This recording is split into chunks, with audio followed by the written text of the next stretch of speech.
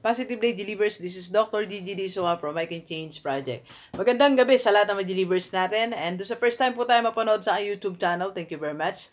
Please subscribe, click mo na po yan, Doc Gigi Sunga. Alright, so it's Thursday afternoon, Thursday night actually.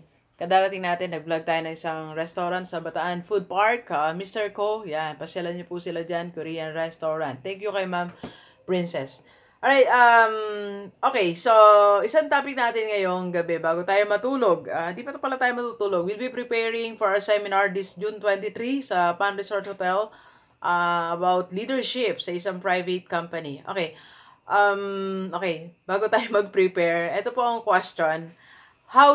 Are you going to spend your hard-earned money? Yan, di ba may mga pera tayo minsan na hawak o tinatanggap na hard-earned na tinatawag natin. Ito yung mga perang pinaghirapan natin, di ba? Yung talagang, sabi nga, buwis buhay para makuha mo yung pera na yan. So, ano-ano ba yung mga hard-earned money o paano ba natin nakukuha yan?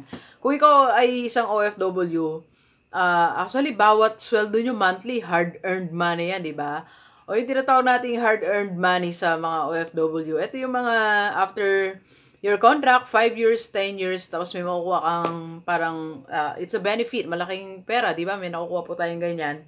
And another, ito yung mga hard-earned money.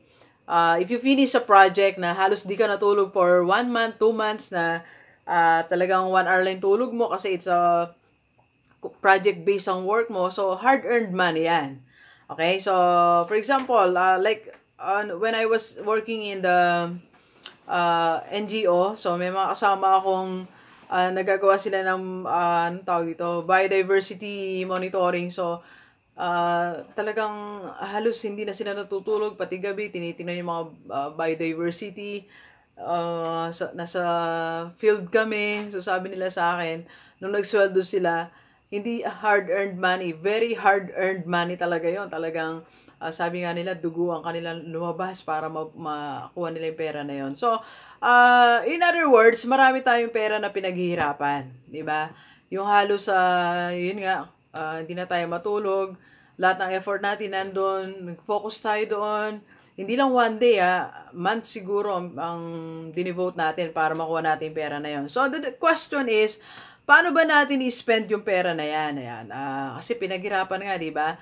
So, how are you going to spend that? This is my suggestion. Suggestion lang po naman doon sa mga nakakuha ng mga hard-earned money. Yan. So, ano po ba yung mga yan? Ma'am G, ikaw ba? Ano ba yung mga hard-earned money mo? Madami. Like, ako siguro yung mga pinaghirapan talaga natin na mga salapi ay yung every time na meron tayong seminar na like this one sa June 23, 2 weeks ko na yung ginagawa, gabi-gabi.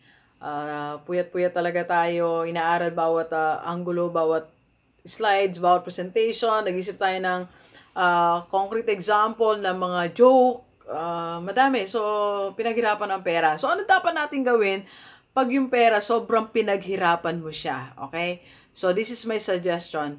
You find way on how to multiply that money, okay? So, make sure yan tinanggap mong hard-earned money na yan ay mag-multiply siya, mag-grow.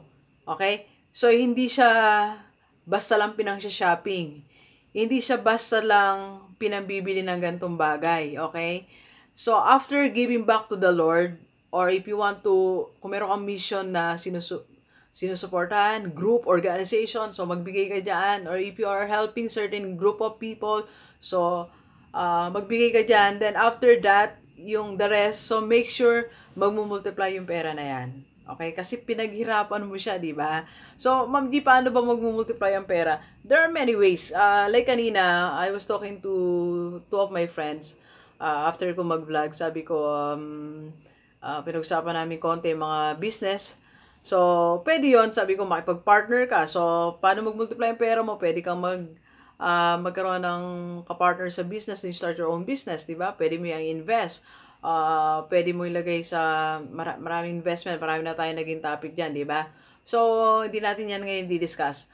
What I'm saying is, dapat mag-multiply yung perang pinaghirapan mo. Okay? So, please share this video sa mga kaibigan natin na alam mong may hard-earned money na darating o dumarating lagi pero nauubos lang. Okay? So, share natin to sa mga OFW, asawa nila dito sa Pilipinas, mga kaibigan mo dito, mga kamag-anak mo dito sa Pilipinas para sabay-sabay tayo ma-inspire. Alright? So, thank you very much, Delivers.